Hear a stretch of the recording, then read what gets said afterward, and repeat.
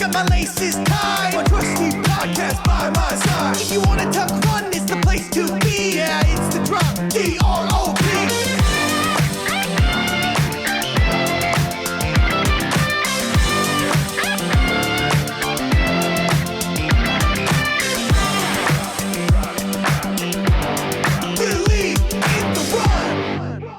Hi, this is Thomas, Believe in the Run, and I am with Adam Gamble from Nowhere Somewhere, a fledgling new apparel brand for running.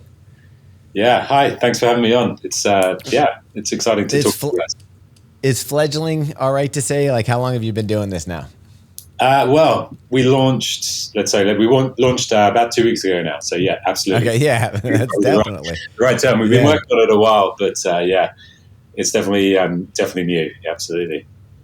I don't know if it's just me, but every time I started off in the t-shirt design, area. So like when I interned with a screen printer and did all that kind of stuff. So I've always loved seeing prints on clothes and stuff like that. Yeah. Obviously you guys are big into print.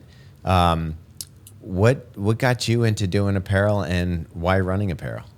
It's a good question.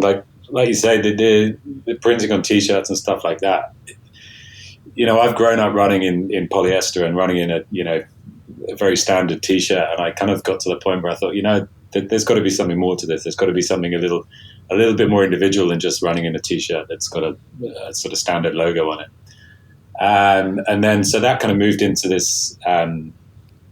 This kind of understanding that you don't have to run in polyester. You can design something for yourself. And you can make these almost like statements, I suppose you want to say, of your creative individuality and make things stand out from everybody else. And that's kind of where the printing and the artwork kind of things came from. Yeah, absolutely. All right, and you're saying it's not typical polyester. So walk us through some of the stuff that you're launching here with. So yeah, I mean, we are looking at polyester in the future. We do have some pieces coming down the line which will be recycled polyester and plant-based polyesters and things like that. But a lot of what we're doing at the moment is cotton. You'll see like a lot of the things behind it are sort of cotton, all organic, just very kind of like really nicely made, really sort of high-end cottons and things like that. And just, I think what we've found it works really well is actually the cut rather than the actual the material. So running in a tank, you've got a lot of air coming through, you've got a lot of air coming from the bottom. And a lot of the tanks that we do are cropped as well. So that gives you the airflow from the top to the bottom as well. So, I did some testing, done quite a lot of testing and found that actually they breathe better a lot of the time than some of the polyester stuff as well. Well, yeah, I don't mind running in cotton. Like it got a bad rap when everybody pushed for it, but we're kind of seeing, I mean, there's several brands now that are putting out, that are performance brands that will put out, a cotton product. And I think for comfort, and especially where running is going now, where it has a little bit of a crossover between not just running, it's the lifestyle after the running. Absolutely. I think the lifestyles thing is really, again, where we kind of trying to excel as well. It's, you can wear a piece of our apparel if you're going to the shops, as well. Once you've finished, you don't feel kind of out of place and things like that. So it's nice to have that. Yeah. So obviously we've covered you in our culture pieces that Alfredo does and looked into that stuff. We're seeing an emergence of these smaller brands, niche brands that are coming out. And how do you feel you fit into the overall picture? And is it like daunting to come in at this time, or is this an exciting time to come in? Yeah. I mean, like you say, there's a lot of new brands coming out and a lot of brands that have kind of focused on that. So how do you put it? I think, now's the right time. It obviously is, it's quite nerve-wracking coming into an industry that's kind of moving away from certain parts. And like you say, you've got these niche companies doing that. So, we're trying to sort of separate ourselves a little bit different. We're focusing a lot more on the artwork side of things as well. We're working with artists that can bring some individuality to the product and things like that. So, yeah, it's interesting. I think it's going to be like quite a ride. There's a lot of interest in it at the moment, and there's a lot of companies that are doing stuff more tailored towards, let's say, run clubs and towards more kind of the road running side of things. Yeah, I mean, I love a run club and I love running on roads, but a lot of what we're trying to do at Nowhere Somewhere is kind of promote that individuality and maybe going for a run on your own and finding that peace and solitude in your mind that you probably can't get when you do a run club. When you do a sort of at that focus and moving it to sort of solidarity kind of perspective, I think gives you that's kind of where we're trying to aim for anyway. Yeah, I think when you look at social media, it looks like everybody's running in a run club or everybody is doing that. And that's not the case. And it's funny, even for this podcast, I think that part of it is there's a lot of people out there that are running on their own, and it's a independent, space. And sometimes we get the comment they like listening to the podcast because it feels like they're running with a friend or something like that. Yeah. But the coming in, are the drops going to be, since it is graphic based, are they going to be smaller drops? How's it going to work? We've launched kind of our core range at the moment. We've got a few new pieces to come as well. But I think how I would like to do it is then working with different artists and working with different designers is to have limited edition drops, for example. So we will do our core range, which you'll see behind us, the Nowhere Somewhere tags and the tees and things like that. But then every now and then, maybe every month, every 2 months, we're going to do this limited edition, probably a little bit more than that, every sort of 3 months, this limited edition artwork. And it's going to be based on a sort of similar thing that we're doing, but just obviously using new artists and different looks and different feels. So there's going to be newness coming in pretty often. I think that's kind of how we're going to focus. All right. What were you doing before this? So it links in probably quite well, actually. Like I run an art consultancy as well. Oh, wow. So an art consultancy for hotels and large interior design projects. So I think the kind of two kind of blended in pretty well. I can see the influence that I've brought into some of this probably crosses over the other way and vice versa kind of thing as well. But so that, I still do that. There's two businesses on the go. So it's kind of hectic, but it's exciting to cross those two. How big is your team right now on the Nowhere Somewhere side? It's pretty small. It's pretty much me and some, all right. It's going to grow. Hopefully it's going to grow. It's, we've got some guys doing the artwork and stuff for us. Obviously I can't do the artwork. I'm not an artist. I've got an eye for certain things, but I definitely can't do the artwork. So obviously in a freelance basis, we have, the artists come in, but other than that, it's just me. All right. Is this your first business venture? No. As I say, so I've got I run the art consultancy as well. Okay. So that you've done the startup struggle, the process. I've been through the struggles and I know, the pitfalls and things like that. I mean, it's obviously very different, like artwork and running apparel is obviously sort of two ends of the spectrum, but corporate artwork and things like that, right the way through to a fairly niche running brand in the UK, it's probably quite different the way it runs. But is it this typical story of, hey, I love my day job, but I'm really into running and I feel like I could make a impact here? I hate that cliche, but probably it all came to me. The idea was of just when you're running, and that's like kind of the whole philosophy behind Nowhere Somewhere. It's like you're somewhere, but you're nowhere. You're nowhere. You're somewhere. And in that kind of run, when you're having a run and you sort of, these ideas come to you and you think, what, I really love like this idea and this idea. And both my companies kind of started like that. So I think there's definitely, I mean, it's a difficult startup, but I think, hopefully we'll get there.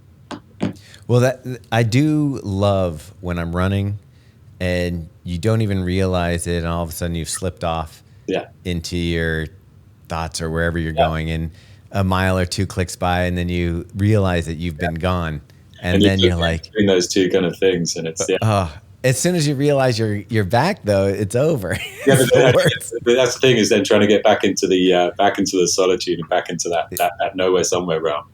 It's exactly that. All right. So is there family involved in this? Like are you totally on your own doing this? I mean, I have my wife. She's obviously very supportive, so she's interested. But is she a runner? She used to be. She's more into the sort of functional fitness nowadays, I suppose you could say. It's no, it is. It's all from my brain, and it's all coming from here. So. All right. So you're saying that you're out on these runs. What type of run are you normally like? Are you road running or are Yeah, you? no, I do a lot of. We're in the south of England, so that it's pretty flat. But I definitely tend to head towards a trail all the time. So I do a lot of ultra running and things like that. I've done the UTMB, CCC, Blue Trail a couple of months ago, and Tenerife, like 100 milers, 100 Ks. Oh, wow.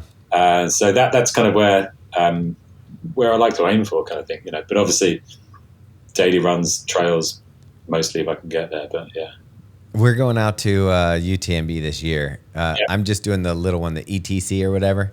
yeah. I mean, it's a little running in Chamonix. You can't get better than that, can you? So, yeah. Any tips for going up those elevations? take it slow. And what is the season? Is that 2025? It's a 20K, but the distance looks kind of iffy. Like it might be shorter than that, but the elevation looks pretty insane. Well, no, I recently did the Blue Trail in Tenerife, which was 110 kilometers with nearly 7,000 meters, but like all the way up a volcano and all the way down the volcano, 19 hours or something. Oh, wow. With Tom Evans, he was there winning it, obviously. But so, yeah, I think if you want to do the elevation, you just got to take it slow. Like, listen to your body. Make sure you feel right the day before and make sure you're hydrated. Yeah. Make sure you're wearing the right clothes, That's the thing. Yeah, hopefully. I mean, that's the thing. It's like 20K. What is it? 9 miles or so, like that. Like for us to get it in our heads. Well, it's a little longer than that, but yeah. I actually don't. It actually might be because I think it's like really a 15K, so it might be around 9 miles. But like with that much elevation, about 2.5. Is it 2,500 meters? Would that be close to 14,000 feet? 14,000, yeah, something like that. I can't work it. Yeah. See, this is the problem. but yeah, I think you just got to roll with it. Take it and just enjoy it. You probably easily smash out a 20K at home, no problem. So just embrace the fact you're on a journey and go with it. Yeah, exactly. So with the brand right now, you said you just launched 2 weeks ago. How are you getting the word out? How are you getting eyeballs on the product and getting it in front of consumers? Yeah, it's an interesting question. We're pushing out as much as we can on social media. We're going to be working with some guys on social media. I probably won't mention names right now, but yeah, there's some stuff coming up which I think is going to be quite nice. It's going to be quite interesting. We're going to try and put some events together as well. Oh, wow. But a lot of the time, I have quite a few contacts within the running industry, so it's nice to just be able to do that. But at the moment, it's gathering contacts from e-shots and things like that and social media. But, like everything nowadays, it's mostly social media based. We're growing, it's an early stage and it's going to be a process, but we're embracing it. So. Yeah. So when you curate the artwork for it, you say you're finding these artists and different stuff. How are you running into these artists? Is it through the other career or is it? Oh, yeah, kind of both actually. Like I have a lot of contacts again in the artwork industry, so it's nice to be able to sort of pull those two together. But weirdly enough, I think there was a kind of niche that we'd kind of hit quite well that people approached us and said that here's some art I'd like to kind of discuss with you for the product. And that kind of worked quite well for us. It sat quite well. We literally landed with some pretty interesting guys. It's kind of worked. Some guys that have done a lot of, Rebel Youth, he's done a lot of stuff for Satisfy and things like that. And, it's really nice to be approached and actually say, look, we'd like to work with you guys. And it's That's awesome. Yeah, a lot of people can say that, but actually choosing the right artwork for the right piece and the right artist for the right thing, it's quite of a challenge. You can put anything on a T-shirt if you want, but whether it looks good or doesn't, it's got to be that elusive vibe. Yeah. You got to search for that vibe that should be easy to find, right? Yeah. So when the garment itself, are you doing cut and sew for stuff right now, or is it? No. We're kind of a bit of a both at the moment. We're designing our shorts at the moment. These are just coming out at the moment. That's cut and sew, but like a lot of the other stuff, we've just gone kind of off the peg kind of thing, but not quite. We're using very high quality materials and things like that. But anything technical that needs to fit really well, like these shorts, they're incredible. I ran the Blue Trail, the Tenerife Blue Trail in them, and I was running with the precision hydration in the pockets. and not even a single, like, no bounce, no nothing. I was literally impressed, amazed by those shorts. And that's, Oh, that's great. That's a lot of work that's gone into them. There's a lot of stuff that you try and it doesn't work, and then you take it and change it and you try it again. So yeah, it's kind of a bit of both. Yeah, we had a really tough time. One time we were getting, you can get hats created for you from China, or we can use hats that are already started. Yeah. And one time I had great success kind of describing what I wanted, and it came back fine. Yeah. Asked for the same thing the next time, and it came back completely different. I think it's a lot of the time you've got to find these suppliers that you trust and manufacturers that you trust, and make sure they're not, some guy just selling something down the back streets. You've got to do the research, and you've got to look. And unfortunately, sometimes it looks good from the start and then changes, like you say. You end up with a product. I think that's a tough, scary thing. Like for me, if we were dependent on that as a, like, say that we were in the garment, business. Luckily, we weren't totally dependent on it. The hats were free for people, but like I like that would have been a nightmare. I think it would have been hundreds of dollars just lost, just thousands of dollars. I mean, that's. And I'll probably be honest, like, that's why it's probably taken us so long to launch. Like we tested so many products. We've tested this, we've tested that, we've tested different kinds of cotton, different kinds of hats, but.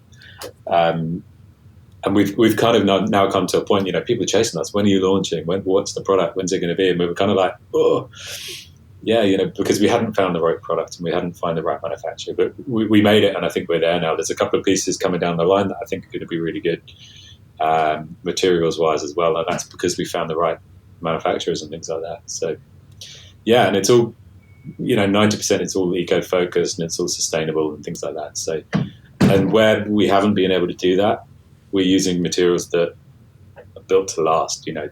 These shorts they'll last for thousands and thousands of miles. There's the process of manufacturing things actually probably outweighs some of the eco stuff anyway. So, yeah. And where do you find your price point compared to like some of the other apparel that's out there right now? Yeah, that's a good question. Like, where would you fall?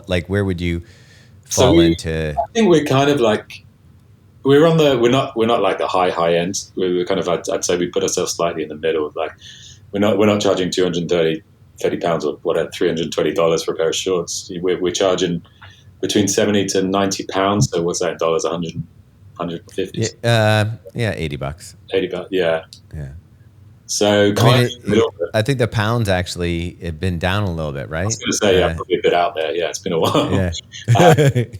But no, we're definitely, like, the materials that we're using, we've been able to sort of drive down the price a bit. And actually, we're so happy with the quality. We're able to get to that price. And I think that's a good price, and it's an achievable price for a lot of people because it's not a cheap price. We have a very good product, and we're proud of the product that I've produced. So to be able to go in at the higher-ish end is okay, but we're not, we're definitely not cheap, and we're definitely not expensive. I know that's a bit of a covered at every angle there, but I think that's I think there's a good tucked there in the middle. Yeah, did I cover everything there? Yeah, I think you got it. So I guess distribution is the toughest thing as a startup, but you have now, obviously between social media, like we talked about, you have global exposure. Yeah. Do you see yourself more of a direct-to-consumer, or are you hoping at some point to be, in retail? Yeah, no, this is something I've thought about, and I don't.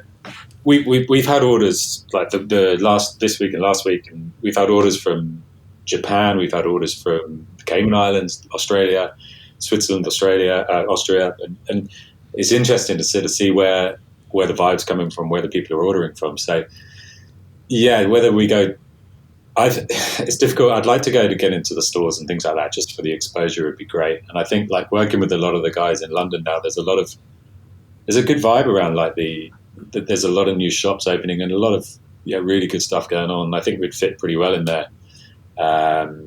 So kind of at the moment we're just D2C, but I think probably once we've got a bit more exposure, I think we'll definitely go into stores.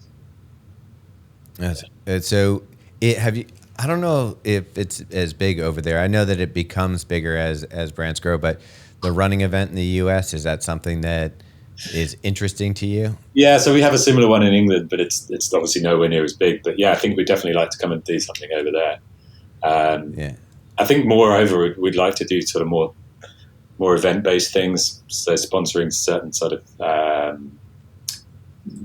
events where people are doing challenges and things like that, getting exposure organically almost that way, rather than sort of getting into the stands. Yeah. So when you talk about that, give me an idea of like an ideal event or situation where you guys would be playing.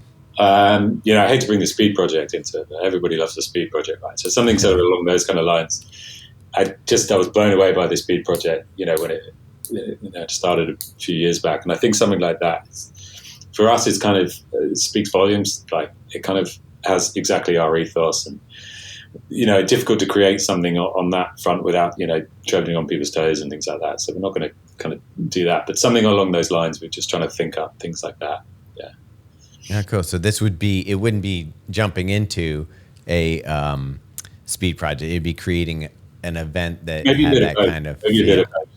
All right. I mean, I've been dreaming of the speed project for a while now. Trying to maybe do a solo project and a team project as well. But let's see where the brand goes, and let's see where we can get to. Yeah, I definitely think between Vegas and the California coastline, there is some place that is nowhere. And it's only someone that's somewhere. Definitely, I think it kind of sums it all up. And a lot of the colors and the branding, I think it suits quite well. So yeah. Yeah. So what do you have on the schedule next for your running? So I think the next thing for me personally is hopefully the Mallorca UTMB. Oh, cool. So they had a few issues with it last year with cancellations and things like that. But I think I spent a lot of time in Mallorca because we have family out there. So it's nice to be able to run in the mountains out there. Well, we will be. Well, I was thinking you were thinking New York City Marathon. We'll be there for that, but we'll also be at UTMB coming up. So obviously, if I'm gonna, what's that? Yeah, UTMB in Chamonix, right? Yeah. We'll be there all week. I think we get in on like Monday and then like stay the whole time. It's a big one, but it's a good event. It's definitely a vibe. Like, it'll be my first time. You've been there before. Have you not been there before? I've never been there before, and I heard it's just gorgeous. I mean, I grew up I spent a lot of time in Zermatt, so just around the corner. I spent 10 years living in the mountains. So. Wait a second. What were you doing out there? Yeah, I was teaching snowboarding and skiing. So that's kind of my base, like the whole kind of idea of probably where Nowhere Somewhere came from as well. Is probably snowboard inspired. So that's interesting because I think you have we've always talked about like being influenced by skateboarding and that stuff growing up, and there is a similar vibe to especially snowboards and the art component to it with the decoration of decks. So I can kind of see like the vibe that there was sort of 15, 20 years ago in the snowboard scene, maybe even longer than that, like 25 years. It's kind of similar to what's happening in the running scene now. Like, it's definitely very much like artist driven and kind of very, this very specific look, and people are doing certain things that are kind of different. And that was what was happening in snowboarding when I got into snowboarding like years back. So it's interesting to see that crossover. And I talk to friends about it quite a lot, and it's interesting to get their take on it. And they see exactly the same. Though. It's this kind of mainstream thing that was kind of this kind of outsider sport that's now moving into kind of mainstream, but you still have the peripheral people doing this cool stuff. Well, the thing the reason why I feel like there's room for more apparel brands and uniqueness in running is because for the longest time there just wasn't any way, like the look was basically an evolution of you ran in high school and you kind of carried that over into. So do you know what really, really frustrated me is going to running events in England, and you just see people wearing a blue t-shirt and black shorts, but like a really boring blue t-shirt, black shorts. Yeah. That was a thing. Because when I lived in Zermatt, we did a lot of mountain running out there. You'd kind of, because you're kind of separated from the mainstream, you kind of create your own clothes. You'd not create them, you'd fabricate them from other t-shirts. And there was this kind of, that kind of vibe. Whereas then when I came back to England, you'd go to like some ultra marathons and you've got guys, nothing wrong with it, don't get me wrong, but just black shoes, black shorts, blue t-shirt, and kind of that was the thing. And I thought, come on, there's got to be more to it than just that. And there is, there definitely is. Yeah, especially in the last 5 years. But so going back to the snowboarding, what brands were like an inspiration for you from snowboarding that you're carrying over into your line? So obviously Vulcan was a massive thing. I think that started when I was young. They were kind of pretty niche at that time. They were obviously very artist driven as well, or artwork driven as well. So Vulcan, there's a company called Stepchild who did a lot of things. I don't think they run anymore. Nitro did a lot of good stuff. That's more the sort of, yeah, that was kind of the inspiration. Just trying to think now. It's a good question because I haven't thought about it for a while. But. Well, I feel like with running, people have decided that in the beginning, I think that people didn't want to be seen. Like it was almost like embarrassing. I don't know. I'm not an athlete, Yeah. And I think it's flipped to now, especially because of run groups and stuff like that, that people are like, oh no, this is cool. I can express myself. Yeah.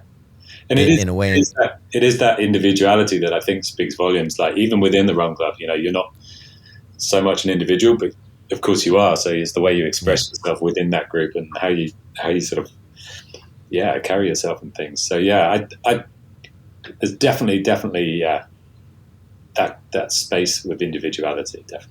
Yeah, you talked about the boring blue shirt and black shorts, but you do like a lot of people out there going, "Well, I wear black shoes and black shorts and they're probably fine." There's also people. We also express ourselves through footwear and your footwear choices. Yeah. Some people are fine buying the standard shoe that they get every year and just flipping it. Other people want to experience what's out there. Yeah, no, exactly. So for me, when I show up to an event or something, I can tell a lot about a person by how they roll up to the event, what shoe they're wearing, length of the sock. There's a lot of code going on. When you roll up now and you see people, like, do you look at someone and go, they're going to be my customer? They're going to be, straight away, without sort of judging people. Obviously, that's not what we do. But you can walk up and you can see, right, let's get their ideas and things like that for sure. Yeah, and it's funny. Like you see it more in mainstream events like UTMB as well. And there's a lot of people doing really cool stuff. A lot of people aren't wearing like the super tech stuff nowadays. Yeah, as long as you've got a really good pair of shorts that hold things in place and don't chafe, they can look cool. You can make a pair of shorts that look cool but also function well. Well, that is the interesting thing for me is kind of like, even in the airport and stuff, I can kind of spot people, and that's a fun language that we have with each other. But I'm sure you had that in snowboarding, definitely, and stuff before. And it's interesting you say that because I think a lot of the branding is quite subtle on some of our sort of just casual wear stuff. But also, it's nice for people to know that you're a runner, and you can sort of see, this is kind of skate inspired, but it's got running solitude written on it. So you kind of have this kind of connection, and somebody can go, "Oh, that guy's a runner, and that guy does this." And it's kind of nice to have that connection. But it definitely it used to be for me. When I first started, if I saw someone with a technical watch on or a GPS watch, I would be like, in a meeting or something, I'd be like, awesome. We have something in common, Yeah, nowadays a lot of people just wear a garment just to keep their sleeps because stats. So that's tracking their sleep. Yeah.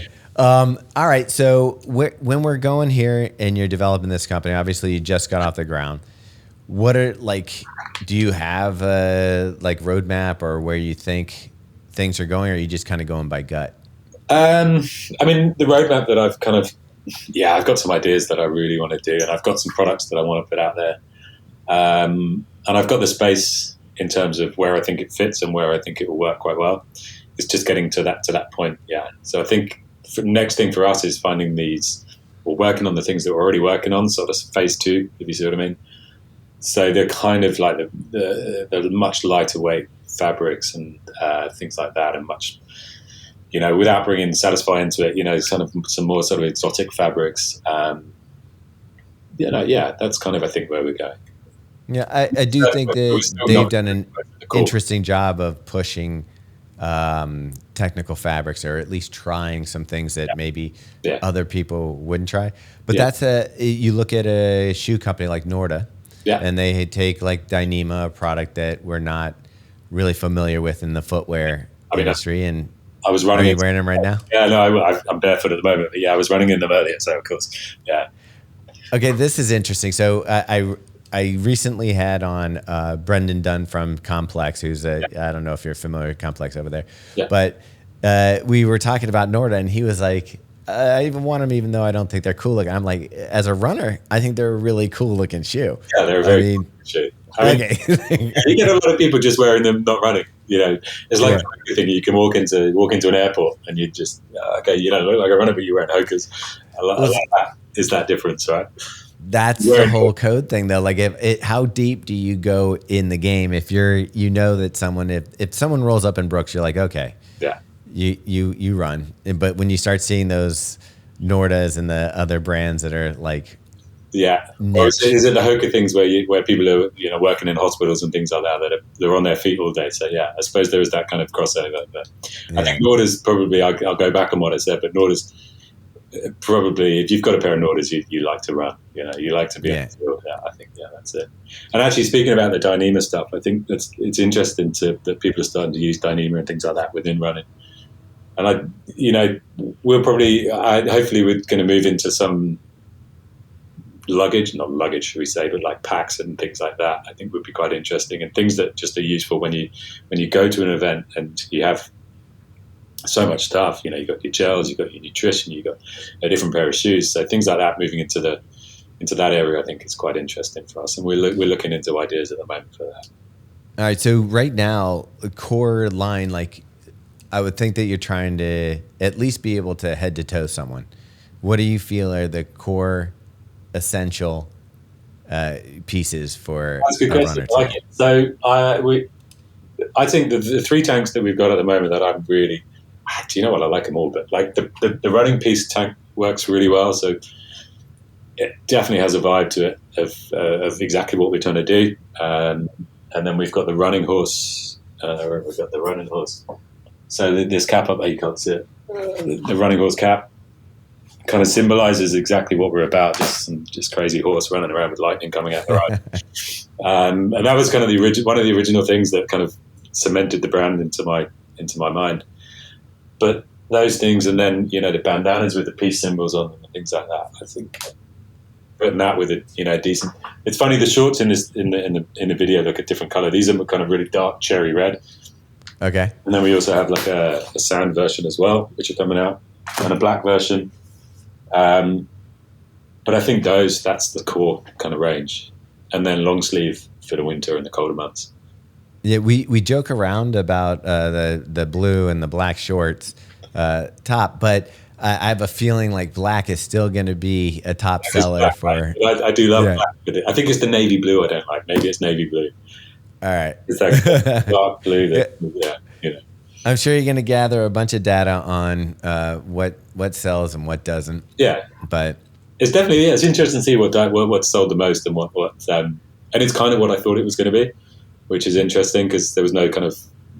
Actually, there's one piece we do a purple long sleeve which has actually sold really well, like the purple piece. Yeah, it sold really well, and I was kind of, and I think I understand why. There's not many places that do it. There's not many companies that are maybe bold enough to put a big peace symbol on the back of your shirt in purple. Yeah, it is interesting. As far as men's apparel and what's happening in running, the pink that used to be almost exclusively for women is now really translated. A lot of men are enjoying like getting more color into their wardrobe than in the past. Yeah, so I think there's probably going to be.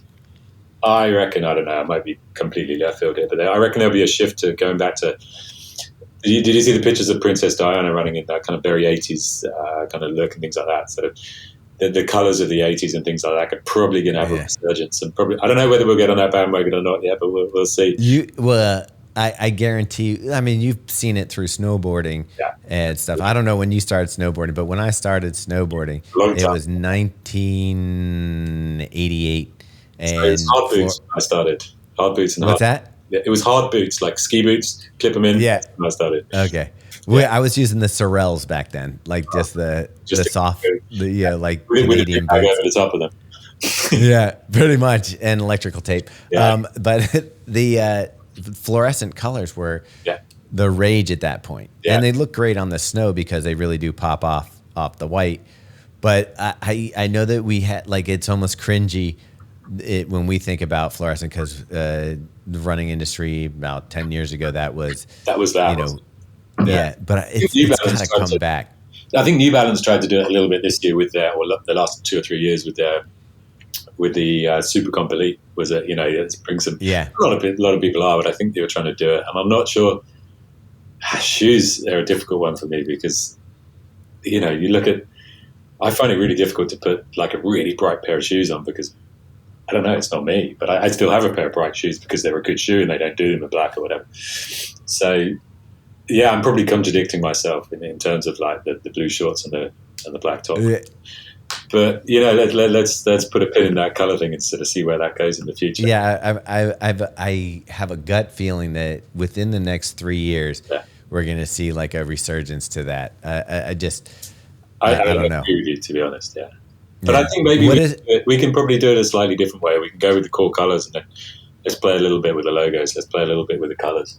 Like the Lightning Horse, you probably can't see it in there, but the Lightning Horse tank that we do is pretty bright. It's pretty out there, and we're actually using some pinks on there as well. So there you go, some pretty cool pinks.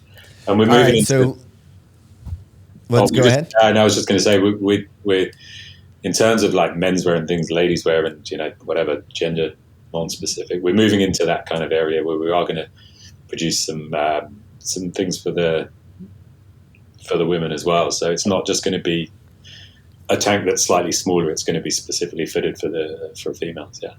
Oh, cool. What shoes are you in your rotation right now? So my favorite shoe at the moment is the La Sportiva Prodigio Pro. Can't beat That's it. a good one. Can't beat it. I ran the Blue Trail in it in Tenerife, and literally no problems whatsoever, apart from stubbing my toe every sort of kilometer. How crazy is that? Like the La Sportiva hasn't had a shoe that's gotten this much excitement. I can't remember to when.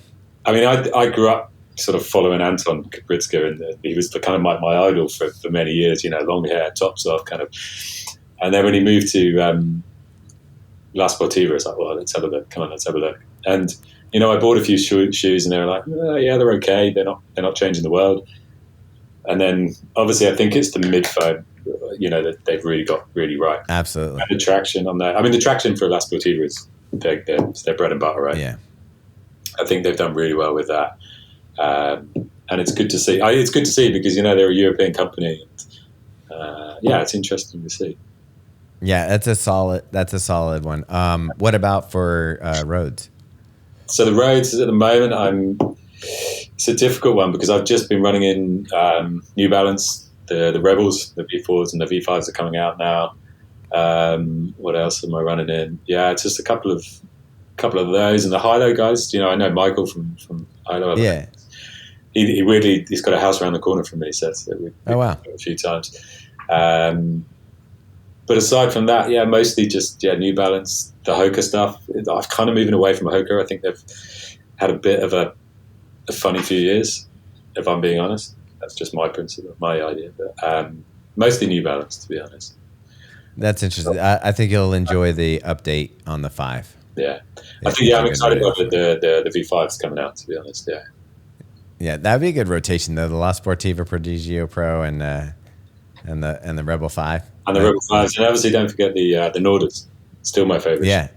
Norda's good, and they've done a lot of. I have to say, I've been running in the Mount to Coast T1. Do you know what? I don't think they're available in the UK at the moment, but I've been looking to get a hold of a pair.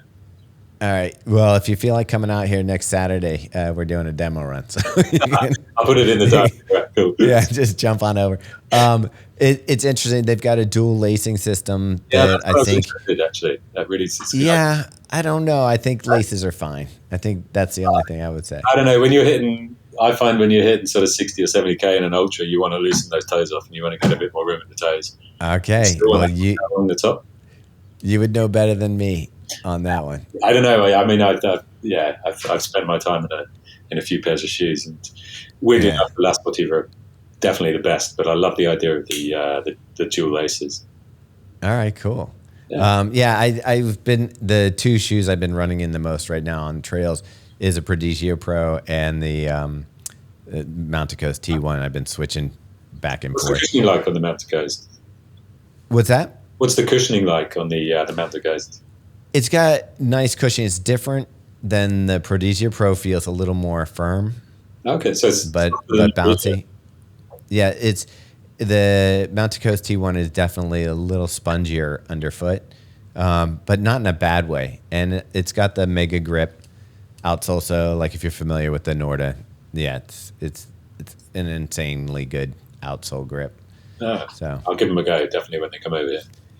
Yeah, they have some nice stuff. They actually color wise, they have a nice tan and like I saw that, like a off white and tan. Yeah, sort of cream, tan and cream. It's a good colorway. Yeah, that's good. Well, and it goes with just about anything. Goes with anything. Yeah, you don't want a bright pink pair of like one of the Sauconys, those pink ones that they had a few years back. Yeah, great shoe, but yeah, kind of bright. Tough. Yeah. All right, man. So anything else that you'd like to share with our audience about the brand and like your hopes for adoption, like coming to the US? Yeah, I mean, we'd love to come to the US. So, buy lots of stuff and then we can come. Perfect. But yeah, no, it's good. I'm really excited to sort of see where it goes. And it'd be great to get some follows on the Instagram and things like that and grow the brand and getting the word out there. We've got some good conversations coming up with some people pretty well known in the industry, so it's nice to we'll see where that progresses anyway. So all right, cool. Yeah. Well, your Instagram handle isn't exactly easy, so you're gonna have to spell that one out for people because it's got some underscores in it. Just nowhere_somewhere_run. I think that's there. You go. You put me under pressure. Yeah, nowhere_somewhere_run. Come and give us a follow. And send me a message to there. I'm on it, so it'd be love to chat. And obviously, you mentioned it at the top, and I would think this would be there's so many artists out there that would love to see their stuff on a product or something like that. Are you open to getting DMs and stuff like that? Like within my other business as well, we get a lot of submissions quite often, and it's great to see. It's really great. And actually, especially in this industry, in the running industry, and how things are going. Absolutely, yeah. We'd really love to hear from any artist, definitely, because there's a lot of interesting things I think we could do. All right, awesome. All right, well, I really appreciate you coming on. I don't know what time it is in England, but it's probably it's 4:45. There you go. So there you go. Are you an evening runner or a morning runner? I've done my run today. No, I either in the mornings or lunchtime is kind of my thing. So I've done mine today. It's time to get home. Wow, awesome. we're going out tonight with the kids. Oh, great! Friday. Well, we're going to a lake. It sounds very bougie, but yeah, there's a water sports thing. So we're going down there without getting into too much detail. But yeah. All right. So this was Adam Gamble from Nowhere Somewhere, and we hope to just watch this brand continue to grow and bring another flavor to the run culture and stuff like that. So. We'll be covering stuff. We'll be checking you out, and thanks for coming on. We'll be sending you some stuff pretty soon as well. So. Oh, sweet! Yeah, I appreciate you having me on. It's really cool. Thank you. All right. Well, we would love to see more choices out there for the runners. So this is awesome. So awesome. Thank you for coming on. Thank you. Get a good stretch, got my laces tied. My trusty podcast by my side. If you wanna talk run, it's the place to be. Yeah, it's the drop. DR